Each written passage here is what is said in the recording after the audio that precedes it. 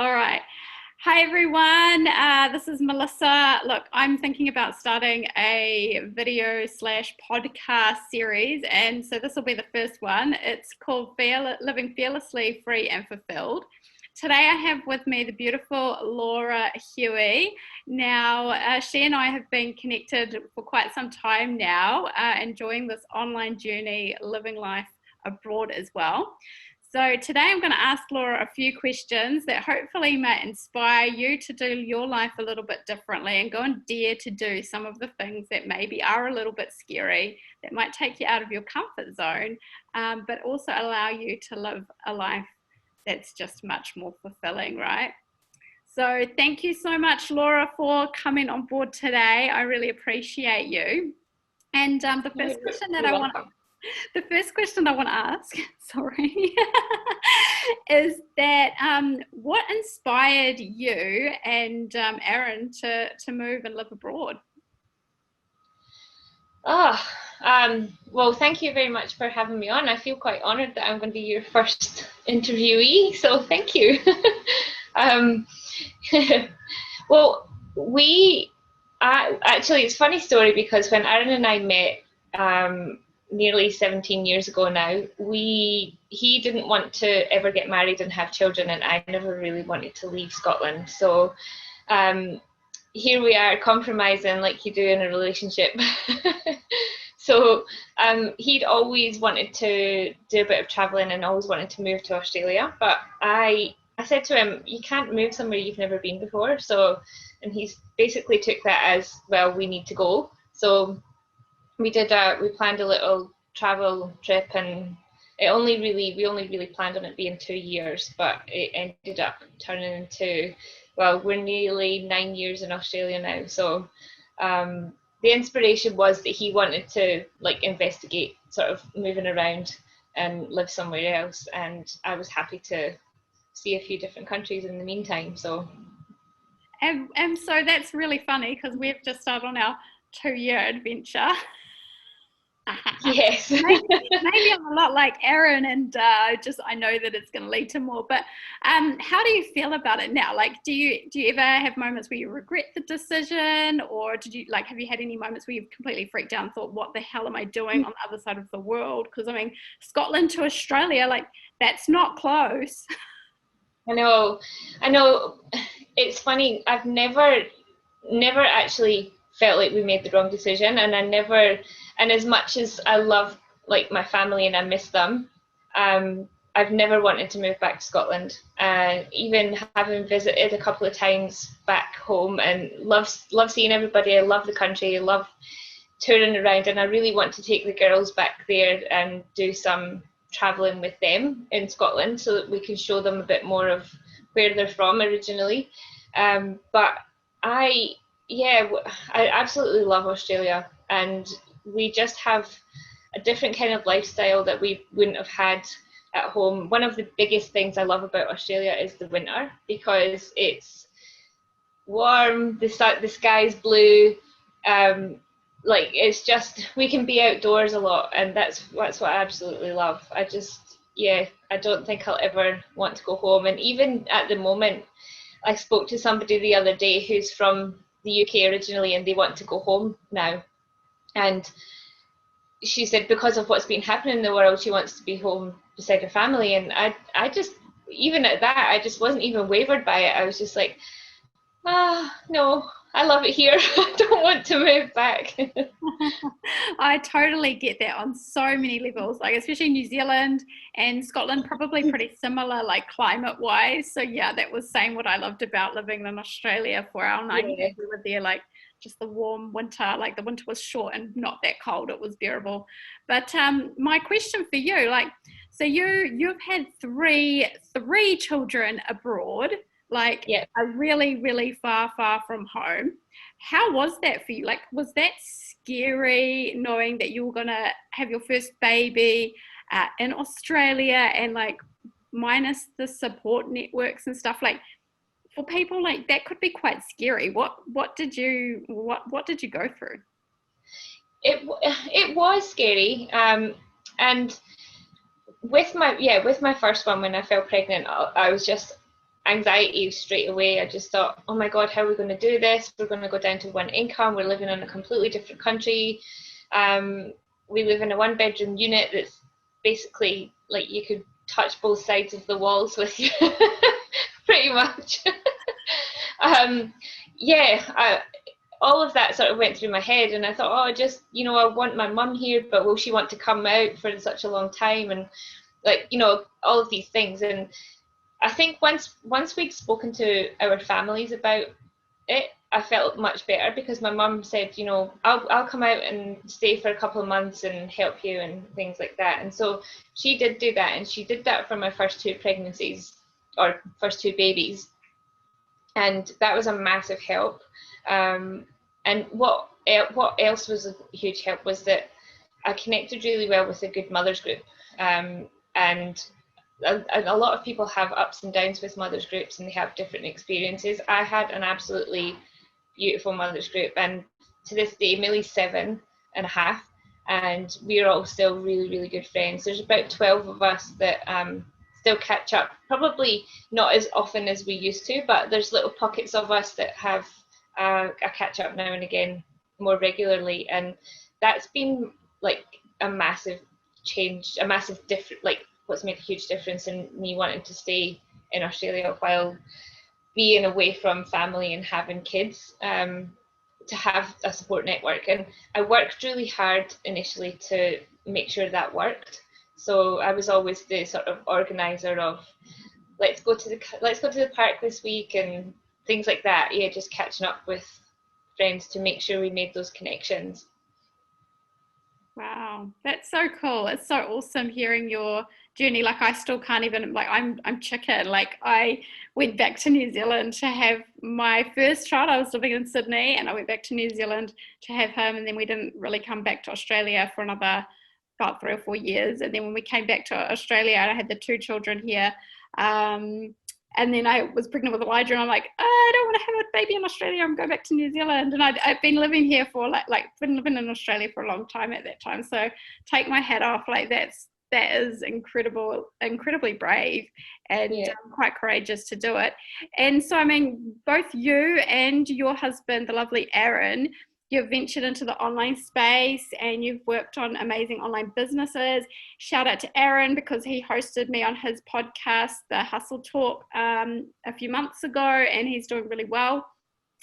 What inspired you guys to get into, creating your own business and using and leveraging the online space? Oh, the internet.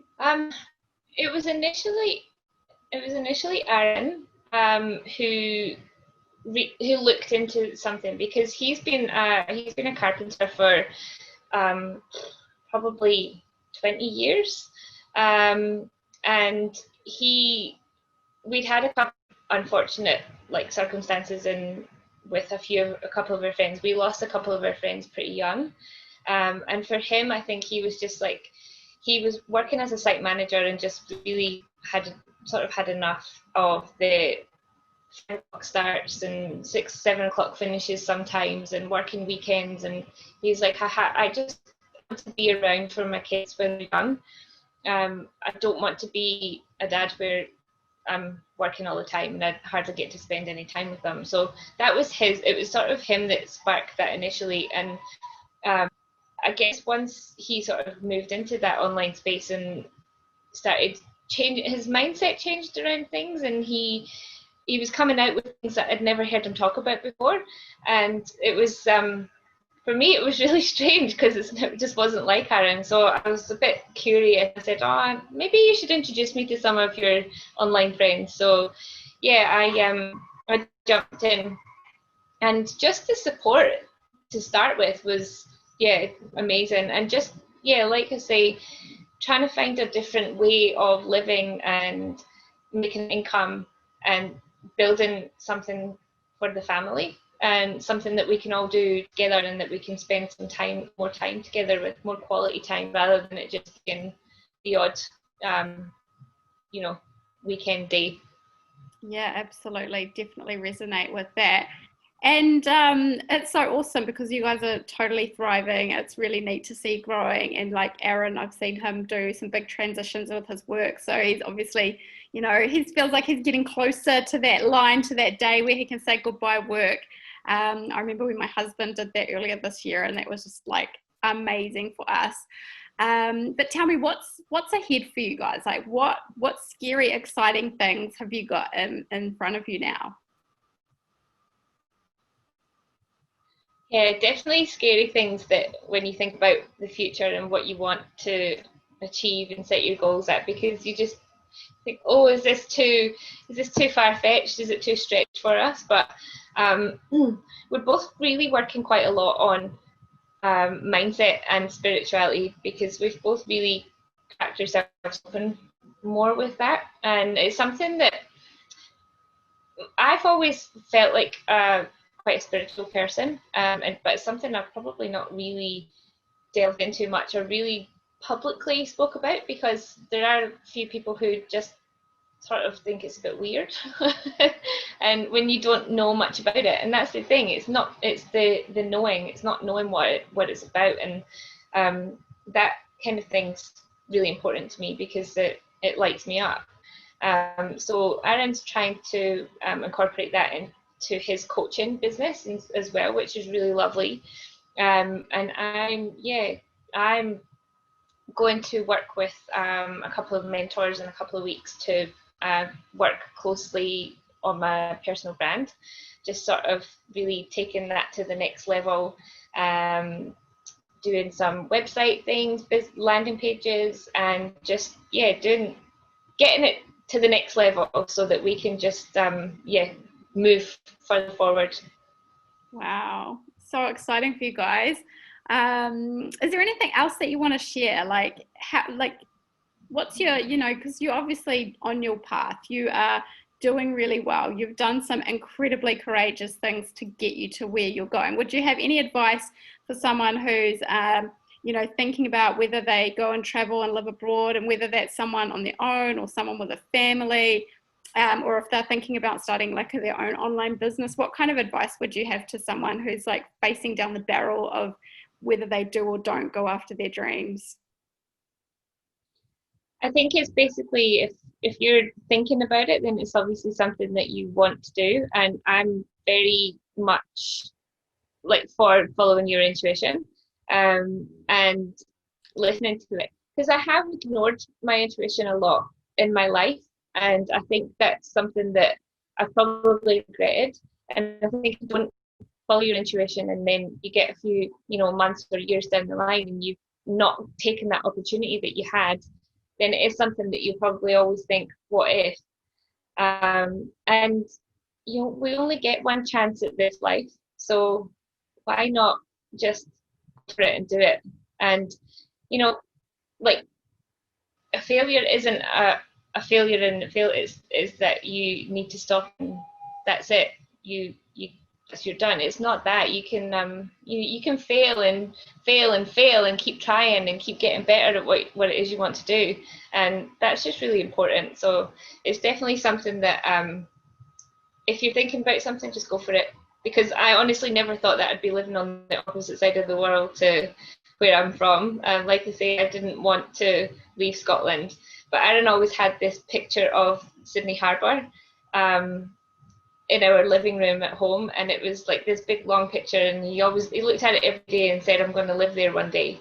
And we do it. That was his dream, and we're living that dream. And just because we achieved that dream doesn't mean that we don't have more.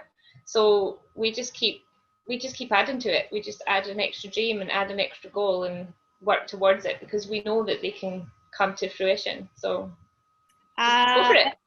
Perfect. Oh my gosh, thank you so much. Like, everything you said totally resonates with me. I'm sure it resonates with so many people watching this. So thank you, thank you, thank you. Oh my goodness, that has been just phenomenal. Is there anything else that you want to like add before I close? I don't think so. Thank you for having me. I really appreciate it. It's been lovely to chat. Yeah, thank you. I think we've absolutely nailed it, and that was exactly the vibe that I want to go for. So I'm looking forward to just turning this into something magical. Probably need to hit up old Aaron and ask him like where to start. Yeah, he's getting pretty good at that. Yeah, no, I bet he is. But yeah, congratulations to both of you for making that effort and taking those risks and just doing what you wanted to do, because you guys are living your life. You've got three beautiful little girls there, and you live in Australia, and just you've got so much success and even so much more on the way. So thank you so much for coming on board today. I really appreciate you. And yeah, if you're interested in Laura and Aaron's journey, please follow them. I'll tag them in all of my episodes and however I do that on my social medias. But yeah, please follow them, check out their story, connect with them. They're such beautiful people. And if you want to find out what Laura and Aaron have been up to get him away from his daily grind, just reach out. I'm sure Laura and Aaron will tell you something that's suited to you, because they actually got a few different things going on there. So they'll figure out what works for you. All right. So take care. Have a wonderful Sunday, Laura. And thank you all for watching. Thank you, everyone, for tuning in. That's me, Melissa A. Wiringi. That was Laura Huey for my first episode. Let's live fearlessly, free, and fulfilled. Take care, everyone. Thank you. Thank you, Laura. I really appreciate you.